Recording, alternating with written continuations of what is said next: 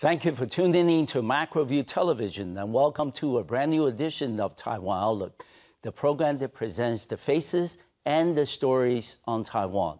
I'm your host, Ray Guo. Have you heard about the importance of tourism and hospitality industry for Taiwan's overall economic growth and development? We're going to find out on today's program because we are delighted to have Mr. Henry Chen, who's currently the Executive Director of Hotel Sense here in Taiwan, to talk about the state of tourism and also hospitality industry in Taiwan. Welcome to the program, Henry. Yes, host Raymond and viewers across the nation.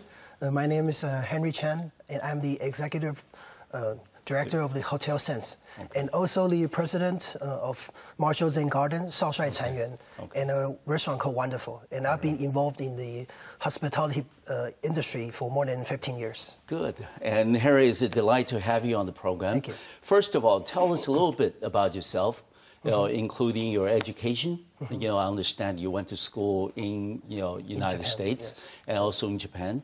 And then tell us a little bit about your work experience as well before you started off into the hospitality and hotel industry. You worked somewhere else. Share that experience with us, please. Sure. And I graduated from the U.S.C. As an undergrad student. Good. And I also study in the Waseda University. In Japan? Yes, I got my master's degree in Waseda. Okay. And why did you go to Japan after graduation from USC? I was in the business school program. Yes. And usually in the States, that you will need maybe work experience. Yes, 2 to 3 years work experience. But I'm more of the, I want to get the education over with and then just go straight to the workforce. My thinking was exactly the same. Yes. And tell us a little bit about your experience, going to school in Tokyo, Japan. Yes. And then you were active in the student, association there. Yes. You were the vice president of the Taiwanese Student Association. Tell us, a little bit about your experience in extracurricular activities.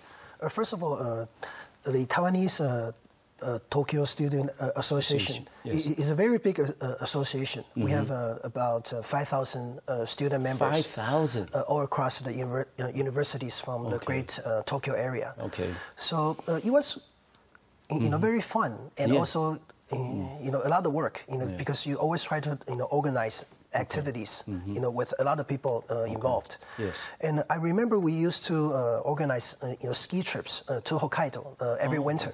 Of course. And we had about maybe more than 600 people participating. So we need to charter maybe 3 airplanes just to accommodate, all these people. Yeah. But, it was a lot of work, trying to, get organized and for this event, for this many people. But also a lot of fun.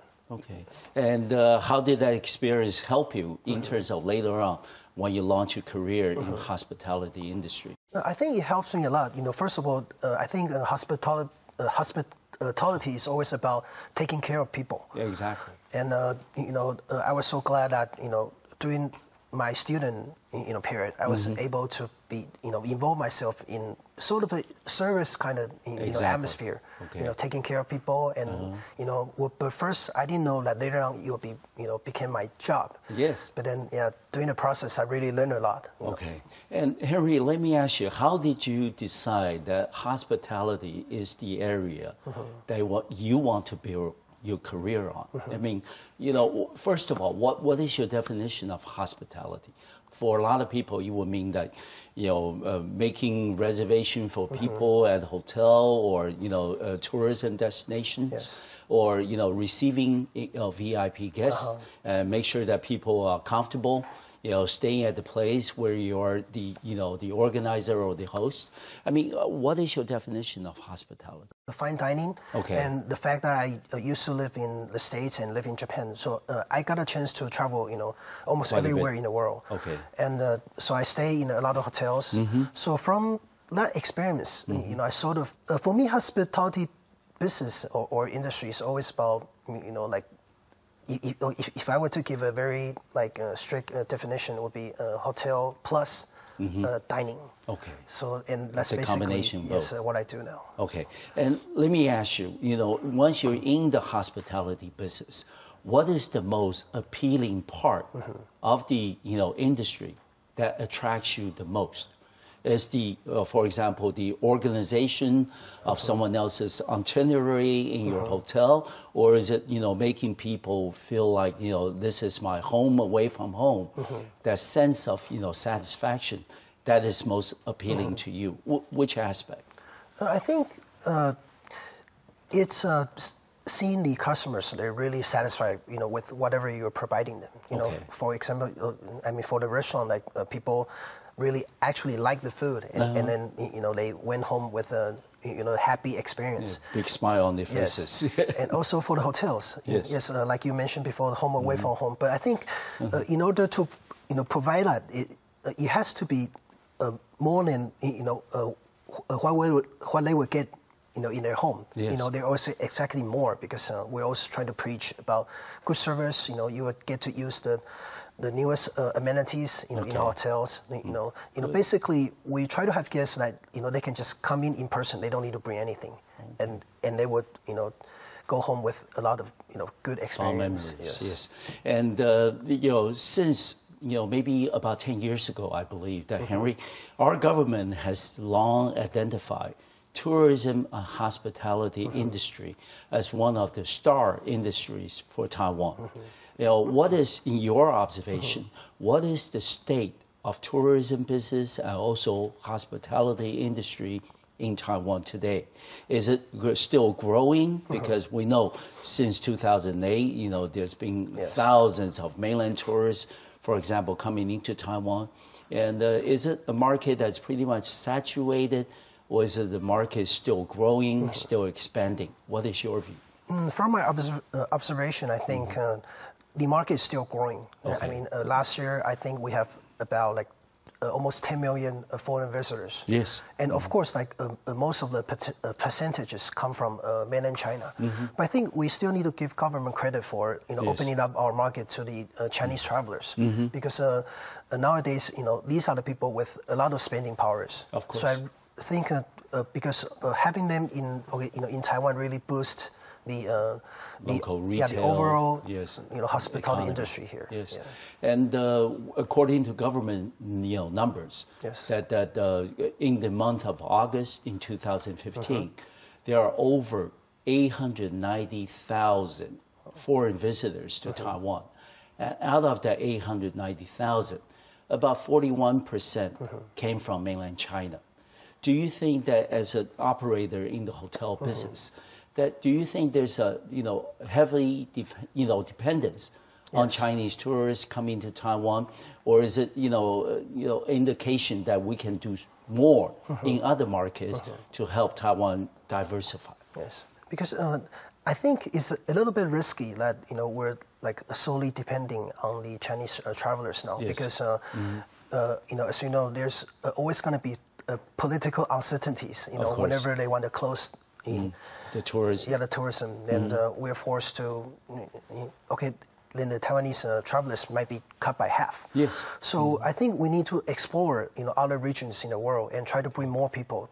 Because as a hospitality business, we don't really need to, focus on, who, to come. We should focus on, everybody should be our guest. Everybody should be welcome here in Taiwan, as long as they spend money here. Oh, of course. And what are some of the neighboring countries or regions that you think we can try to promote Taiwan, try to attract more tourists coming in? For example, you study in Japan. Yes. So do you think Japan will be Japanese tourists and visitors to Taiwan has always been one of the top three. Yes. And then do you think there's still room for growth? Yes. For Japanese market, or how about some other market like South Korea and others? What's your view? I think the Japan market is the second most important market after the Chinese market. Of course. And as a nation, I think Taiwan is very fond of the Japanese culture. I mean, we have actually television channels that broadcast in Japanese all day. Shows. Yes. And even my Japanese friends told me that they don't find many friends in Asia other than Taiwan. So we're probably the only country in Asia, we still welcome them. If they go to Korea, or even go to China, still, people still has a lot of hostility. Yes. Yeah, because of the ancient history. Yes. So I think we should really dwell on this Japanese market because people actually feel welcome here. You know, those Japanese people, they love, Taiwan. And other than that, I think the travelers from like Southeast Asia is also growing. Okay. Yeah. And then, for example, countries like Thailand, Indonesia, do you think that they have reached this, the level of spending power that they can actually come to Taiwan as, foreign visitors? Yes, I think during these past 10 years, their economy really grows. Okay. And of course, I think exchange rates also plays a key role in how people determine whether it's cheap to come here or Okay. And finally, do you think our market, our tourist destinations, is it pretty much saturated, or is it still some improvements that we can do to make it for example transportation-wise more accessible, not so much traffic jam? What are the areas you think that we can improve on? I think transportation is something that we really need to improve on. Okay. And I think we have to make it in areas more foreigner friendly. Okay. I think if you live in Taiwan, if you don't speak Chinese, if you don't read Chinese, it's really hard to get around. Yeah, and for example, take our MRT, for example. We broadcast in Chinese, and then Taiwanese, and then Hakka, and they ended up with English. Yes. And usually it's when the door opens, like they announce in English. So a lot of foreigners, they might not be miss their stop. Yeah, miss a stop. But if you go to Tokyo, now they broadcast in English, Japanese, Chinese, and even Korean. See, as a nation, they're always trying to make their place more foreigner friendly. I think that's something Taiwan should work on. Okay. And now I'm going to ask you a different hat that you're wearing in your career. Yes. We understand you're the owner operator of a very famous restaurant in Taiwan that is called the Marshall Zen Garden, 少帅财园.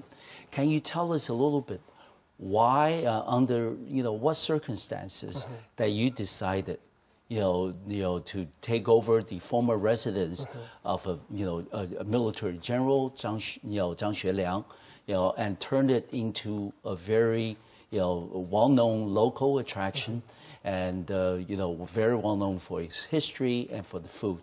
What was the motivation, please?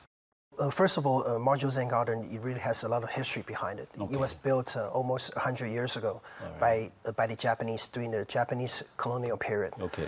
And people know the place, as a former residence of Zhang Xueliang. But there's one part of history that people didn't know about. Is it used to house the Japanese kamikaze pilots, on their last mission as well. So it has a lot of history behind it. And when I started thinking about my food and beverage business, of course I considered a lot of locations. Yes. And I also know if in Taipei, I find a location, I decorate it, and then it can turn into a restaurant pretty much very quickly, as long as I have the chef in place, I have the service people in place. But there's always going to be something, people that can easily copy, your concept. So whereas if I put a little bit culture, a little bit history, into my, this dining project, and that's not something that people can, easily, take away with. Okay, but I would suppose that during the process of turning this former residence into a restaurant, it took a lot of work, and also careful planning, and also the execution of the remodeling. How can you describe the process with us a little bit? Yes. The fact that this building is very old, it's built almost 100 years ago. When we took over, the building was really in bad shape. So we have to. Well, it's I think it costs more, I would imagine. In terms of time and money, as compared to building the new ones. Yes. So taking care, renovating the old building is really a tough work. For example, I remember when we were trying to renovate it. Just the roof parts. It took us maybe 2 weeks. We have to take out the roof, the brick roof, piece by piece, and then organize it into different different states and colors. So once we place together, it would form a good gradation of the color, so it would look new. So just the rooftop alone, took us 2 weeks, to build finish. And then also the building structure, because it's a very old building. A lot of beams and columns are already corrupted. Yes. So we actually build a foundation pretty much from scratch. Okay. Just so you can lift the building up, and then make sure it's safe for people to come in and out. Okay. Yeah. And were there ever a moment that you said to yourself, Henry, why do you do such a hard project? You might as well do something else. It's not going to take as much money or time. Yes. Did you ever say to yourself? Actually, that thought has come to my mind. Okay. Once we spend over budget. Yes. Okay. Yeah. Of course. I think the overall budget, really, is like twice as what we intended to spend. Okay. And that's how much effort that we put into this project. But in terms of not only building a new business, but in terms of preservation of history and culture, I think it's all worth it. I think. Understand that Shaoxai Caiyuan, Marshall Zen Garden, has now become a very well-known, tourist destination, not just for foreign visitors, but for locals alike. Let me ask you, what kind of food do you serve in the restaurant? Is it Chinese or Taiwanese? We serve a combination? A modern Chinese food. Okay.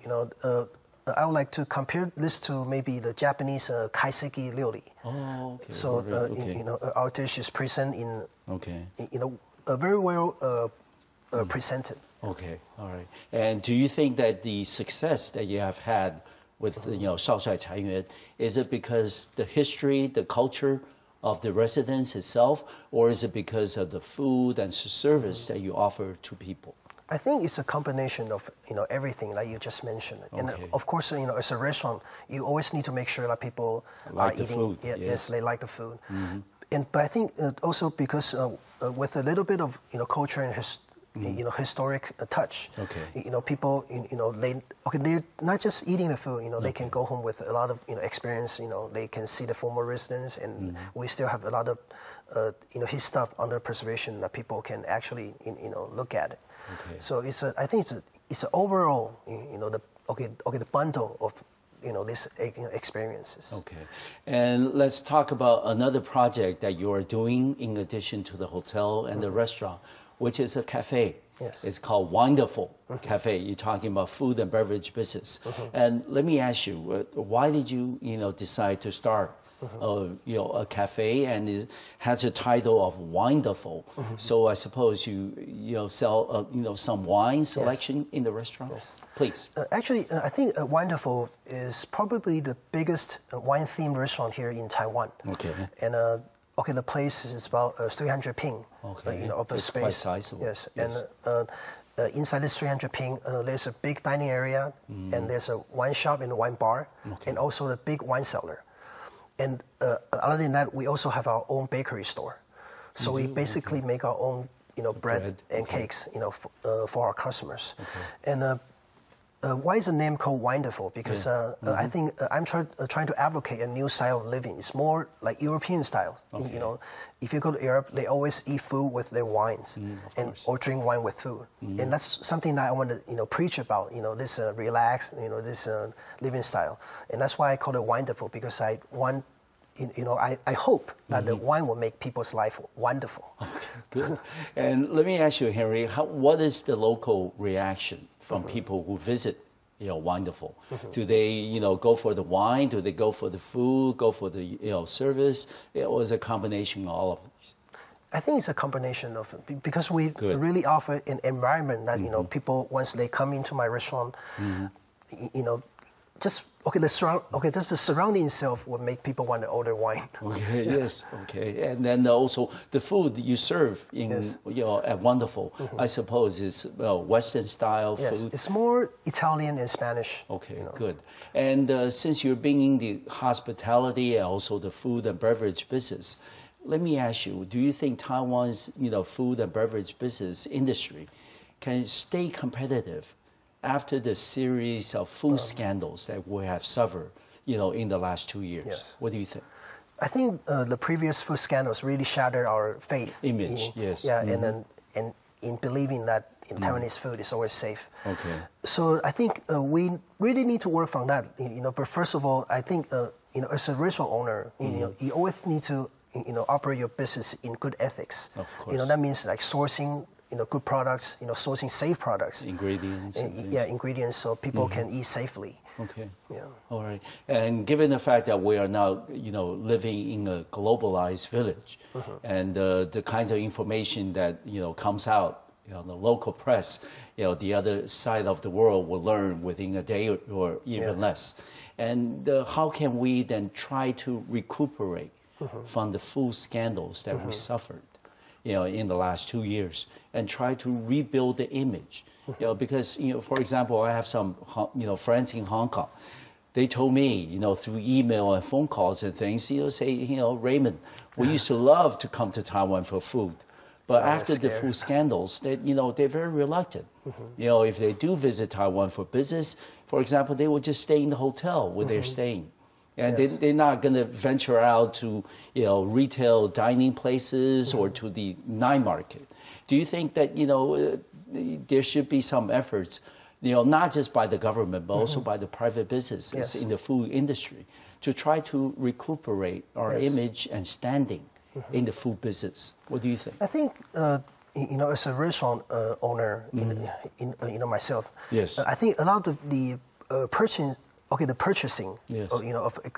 ingredients will need to be more transparent. For that I mean, you let your customer know like where you source from. Okay. Like for example, we source really good fish, fish from Pingdong, and we source like good pork from Hualien area, and in turns we try to educate our consumers that like having them share this information to our consumers so they can feel safe about what we do. Okay. And that's why in Wonderful I insist of having my own bakery store, because I want everything that's made from scratch so I can feel safe about. Okay. Yeah. And people often say the diversity of food that we have available in Taiwan is actually a niche, has been a niche for Taiwan to be well known as the food capital of Asia. Do you think that's still going to be able to apply to the case of Taiwan after the food scandals? We still have a lot of different options in food. And do you think that can help Taiwan recuperate and rebound after the scandals? I think, because I used to live in Japan for 3 years, so I'm very fond of Japanese food. And I always think that outside of Japan, Taiwan has the best Japanese food, outside of Japan. So there's something that I think is very unique, to Taiwan, because I think Taiwan is very acceptance of other, foreign cultures. And so you can eat a lot of really authentic food from almost everywhere in the world. And that's something that we can, preach about. That's something that we can tell people about, Taiwan, not only Taiwanese food, not only Chinese food, but also you can trust that the Japanese food here is great, Korean food is great, Western food is great. Okay. And let me ask you this, you major in marketing and business in college and graduate school. Why did you get involved with hotels? You mentioned earlier in the program that you traveled quite a bit while you were in the States and in Japan. And you felt, the service in some of the hotels, maybe there are, there's room for improvement and things. Was that part of the reason that you, motivate yourself to get involved with the hotel industry? Yes. I think I first got involved in the hotel business is that my family used to own a 5-star resort in Nantou. It's called Le Midi Hotel. Oh, really? Yeah, before it was devastated by the typhoon, and we were forced to sell it. Okay. But that's how I first got involved, because actually working for my family and of course they traveled, all those years of traveling experience really helped me and really established of, what I want to do in the future. So 7 years ago, I started co-founded the Hotel Sense with some of my relatives and friends. Okay. And it's a 79-room boutique hotel that's catered to mostly to business travelers. Okay. And that's how I started. Yeah. Okay. And so far, it's been 7 years, like you said. So far, has the, pretty much the business has been stable, growing, and meeting your expectations? Because we're a small size hotel, so we're not really, fluctuated by the, market. We just need to take care of our customers. Okay. So in a way, that's easier for me, for us to manage. Exactly. But I think out of these 7 years, I really noticed a trend of the growing. Okay. And let me ask you then, who are the customers that are most likely to stay at Hotel Sense in Taipei? Are they FIT travelers, individual travelers, or they groups? Where do they come from mostly? China or Japan or elsewhere? Probably like 70% of our customers are from Japan, and they're mostly business travelers. Because as a 79-room hotels, we can't really accommodate big groups, so we tend to just focus on the business travelers. Okay, and Henry, you probably know that I have a small law practice in Taiwan, and about 2 years ago, we had some institutional clients. They asked us to identify hotels or old buildings for them that they would like to buy, into the Taiwan market, because they obviously, see the potential if they have a hotel in Taiwan. It's a very profitable, business venture. Do you think that's still the way that people look at the, hotel market in Taiwan? Is there still that room to grow? For example, this year, 2015, we're likely to have over 10 million, visitors to Taiwan. That is a landmark, a milestone. So do you think that trend is still continuing? There's still that room for hotels in Taiwan to continue to be expanded, to grow in the future? Yes, because with many people comes many possibilities or business opportunities, and that's the trend that I'm actually seeing right now. Is a lot of new hotels are being built. Okay. So I think people only build hotels because they're very optimistic about this overall market. Okay, and what do you think might be some tough times ahead?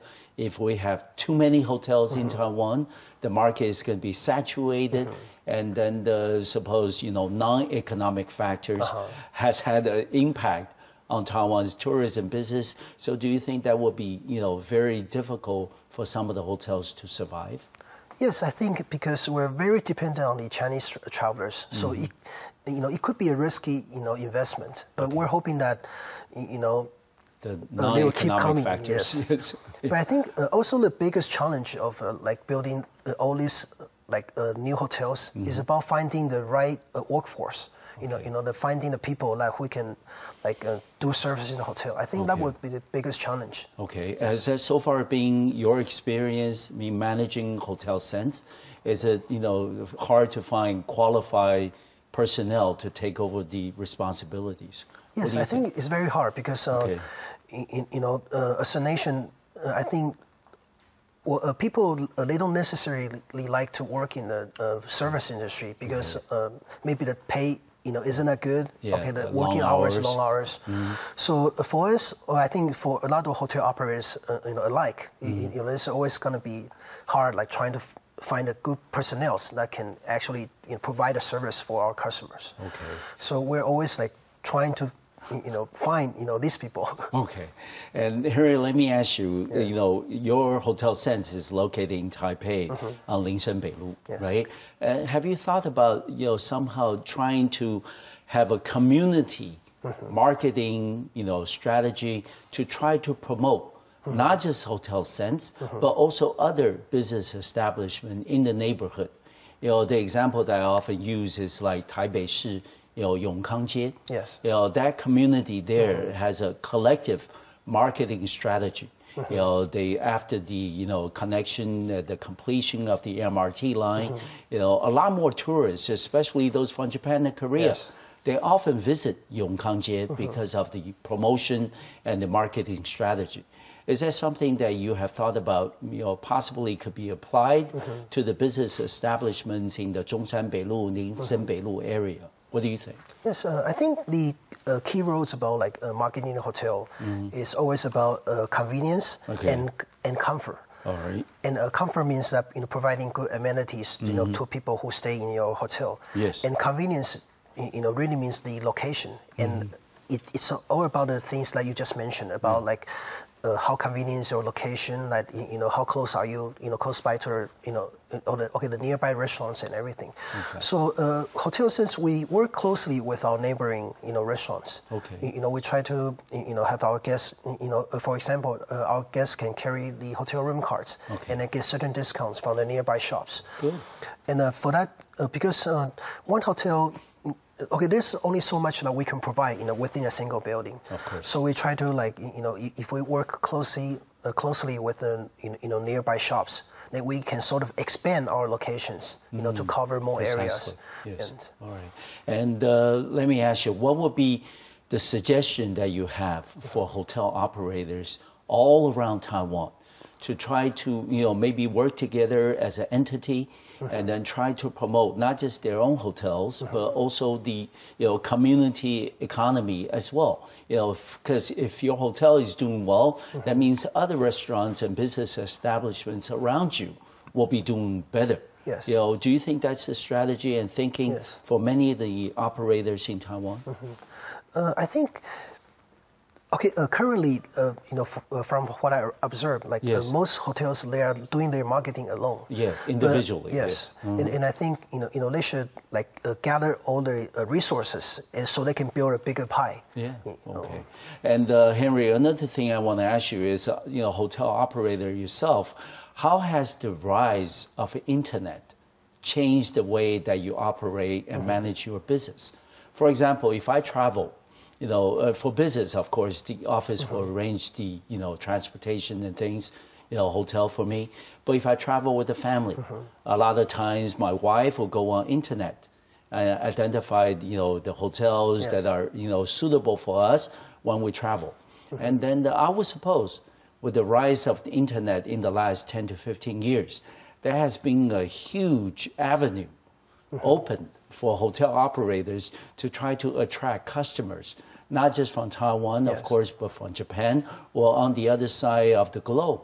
Do you think that has been the case, your experience in managing Hotel Sense? Yes, I think the rise of internet really changed everything. It changed our life, and of course it changed the way the hotel operates. Okay. For example, maybe close to 60 or 70% of our sales is actually made online. Oh, people will book through internet. Book through a variety of online travel agencies. Of course.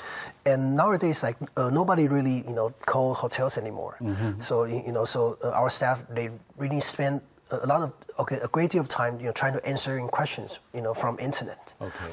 So and also with the rise of the smartphones, every room it's got to have the iPhone charger, for example, of course, or a stereo unit that can connect to the smartphone. Okay. So I think the internet really changed everything. Okay, and let me ask you, what is the 5-year development plan that you have for Hotel Sense? Because you mentioned that you do come from a family with a hotel management experience, and do you think that maybe in the future that you will try to duplicate the kind of success that you have had at Hotel Sense to elsewhere? Not just in Taipei, but also outside of Taipei, other parts of Taiwan as well. What is your plan? Actually, we're constantly trying to find good locations, for hotels. But nowadays the real estate has become really expensive. So every time we do the calculation, we don't think it's a good investment anymore. But but we were hoping that we can grow beyond Taipei and then move to Taichung or Kaohsiung or something. All right. And how about internationally? Have you thought about going into a strategic partnership with other hotel chains around the globe? Yes, we also consider about the Chinese market. Of course. Before, because I have a lot of relatives working in there now. Good. But I think it's always about you can have your personal presence in the area. That makes a lot of difference. Yes. All right. Henry, we understand the many different hats that you wear in your career. You're a hotel operator, restaurant owner and operator. Also, you have your own, cafe and also, wine bar and things. And among all the different businesses that you run and manage, what is the general reaction from customers and hotel guests, for example, that visit one of your business establishments and have a reaction, a feedback towards you. Are they generally, for example, happy, with the food that you serve in your restaurant, with the hotel they are staying, or are they unhappy? If they are not happy with the, services they received, how do they, relay it to you? Please. Yes, so we monitor, rather closely of our customers' reactions, and I think in general they're pretty, satisfied with our service and what we, provide. So done a good job. Thank you. Yes. And what would be some of the things that, they often say that, hey, I'm not happy with my stay this time in hotel. What would be some of the things that you generally? I think it's about like how to get around in Taipei. Okay. Sometimes it is, even when we provide the street maps, to them, try to explain the routes, people still get confusion, about like, how to go about in Taipei. All right. And especially when they travel outside of Taipei, oh my God, it can be another it's another disaster. Another story. Yes. But let me ask you, I mean, for the people who want to go to your restaurant or to go to your hotel, has that generally been the case that you need to have a, long waiting, around, and then probably not easy to get reservation because, the so-called the hunger marketing strategy, 饥饿行销, sometimes works with some of the businesses, but sometimes it doesn't. What is your view? I think most people that we observe, when they wait in line, they still have patience, to do so, and especially because we have a lot of people from Japan. Yes. And they're already used to like waiting in line for for restaurants. Okay. But we always trying to like calm people's feeling when they're like way too long. So we will by providing extra service to them, to make sure they they're still comfortable waiting and stuff. Good. And I, like I mentioned, I have some, friends and, business partners in Hong Kong and Singapore. And they often tell me one thing. They say that, Raymond, when you look at the tourism business in Taiwan and compare with the situation in Hong Kong and Singapore, Taiwan really doesn't do much or doesn't do, enough in the area of, promoting what's available, what they can find in Taiwan. On the issue of branding Taiwan, apparently, a lot of people say, we haven't really done enough. Yes. But they say, visiting Taiwan offers a completely different, an unexpected experience in the sense that, they may come to Taiwan and read a very, few pieces of information about what's available in Taiwan. But once they get here, they find out, wow, there's a wealth of activities, things that they can do, places to be. For example, you can be in downtown Taipei, 10 o'clock in the morning, and before noon, you could be out there by the beach. So, they say this is not something that, you can normally see in places like Hong Kong, or Singapore. They say, Hong Kong and Singapore may offer very good marketing strategy, branding themselves, give you fancy brochures about what's, where are the places to go, where are the foods to eat and things. But once you get there, you feel like there could be a letdown. Do you think that's your feeling also? And how can we do more?